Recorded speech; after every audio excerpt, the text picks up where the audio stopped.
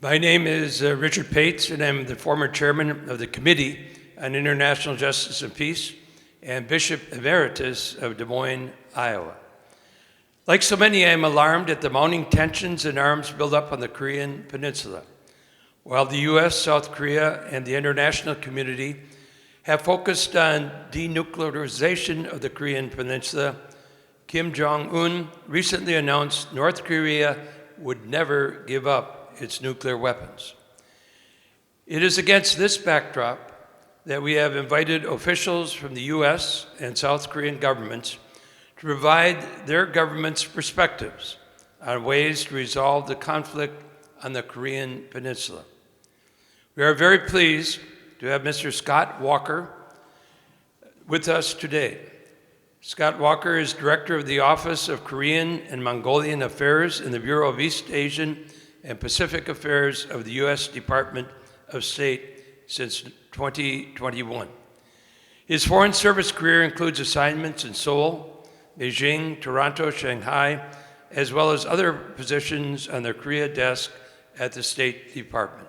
So I'm very happy to welcome the U.S. representative, and we will introduce the Korean representative after Mr. Scott's presentation. So welcome, thank you.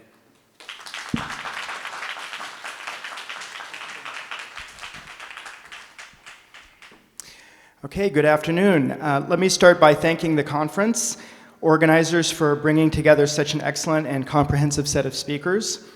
Thank you for inviting me to be here today and for the opportunity to share the U.S. perspective on resolving tensions on the Korean Peninsula.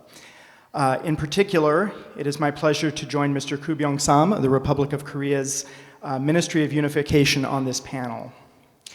Today's conference comes at an uncertain moment for the Korean Peninsula. While the DPRK has largely remained closed to the outside world since the beginning of the COVID pandemic, it has dramatically increased its destabilizing activity.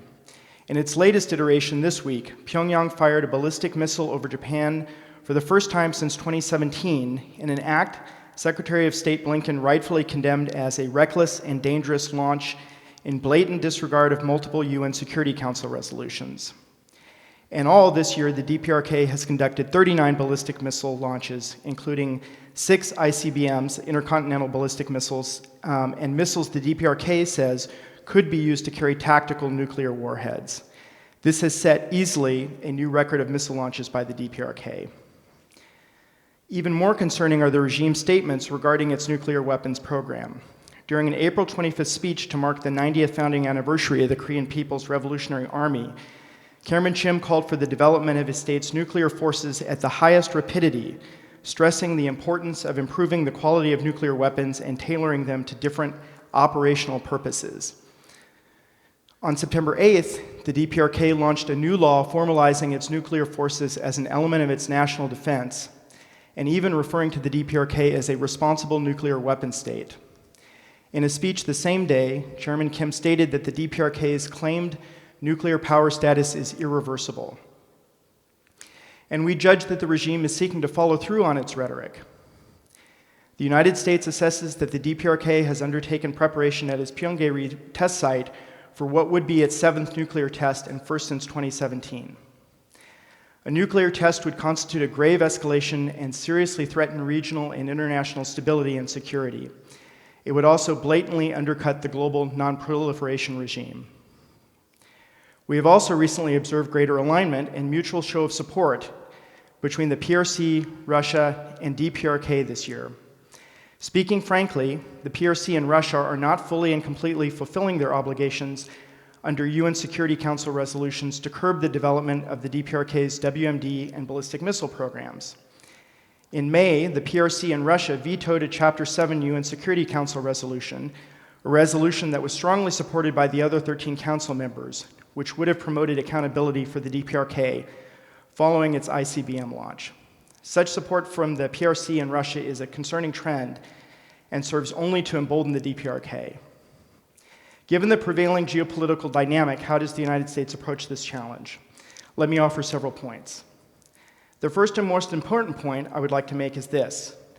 We continue to believe we can find a peaceful and diplomatic resolution with the DPRK. Although the DPRK has eschewed diplomacy in recent months, We remain optimistic that this will eventually present a viable path because the United States harbors no hostile intent toward the DPRK and is willing to engage in dialogue with Pyongyang without preconditions. To demonstrate our sincerity, senior U.S. officials, including our President and Secretary of State, have repeatedly and publicly affirmed that we seek diplomacy without preconditions. We have also reached out to pass this message through private channels over the past year. We have sent this message in multiple ways, through third parties directly and in writing. However, as I mentioned, the DPRK has not responded to our outreach and continues to show no indication it is interested in engaging.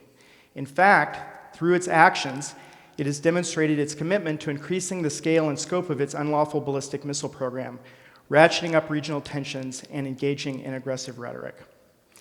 I also want to say that even when we disagree with a government like the DPRK, we are committed to working to alleviate the suffering of the people.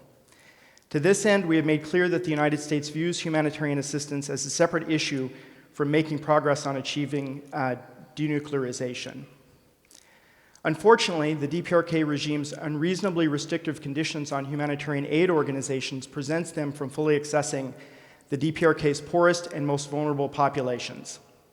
The DPRK's COVID-19 lockdown has further exacerbated the issue, leading to the departure of nearly the entire NGO and diplomatic community, making it nearly impossible to provide much-needed humanitarian assistance on the ground.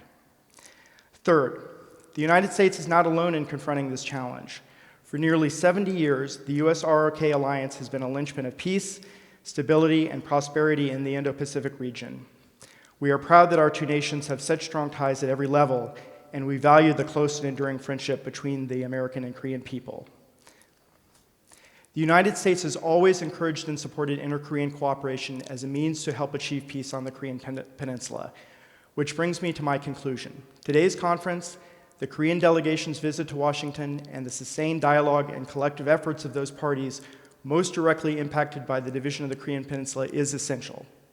I don't think anyone knows what the immediate future holds for the denuclearization of the Korean Peninsula, but I do know that we must continue to work together with allies, partners, organizations, and leaders in the region and across the globe to engage and convince the DPRK to return to the table for dialogue. Thank you.